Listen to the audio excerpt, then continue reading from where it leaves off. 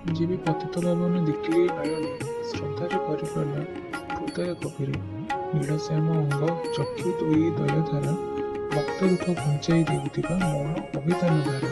ମୁଁ ନ ବୁଝିଲି ତୁମ ରୂପ ଏତେ ଦିବ୍ୟ କିପରି, ଜଣେ ଅସୁର ବି ଦେଖି ତୁମକୁ ହେଉ ଶିଶୁ ସଦୃଶ ନିବ୍ୟ।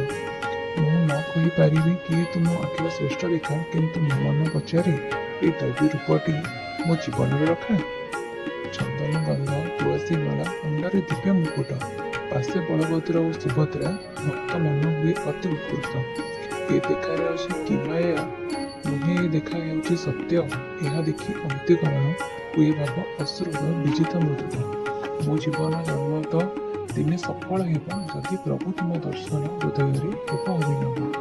ଆଉ ନ ଚାହେଁ କିଛି, ନା ରତ୍ନ ନା ଧନ ନା ସେ ଭୈରବ। ମୋର ଆଶା ଏ ଜୀବନ ଶେଷରେ ବି ତୁମ ପାଦ ପ୍ରଭାବ।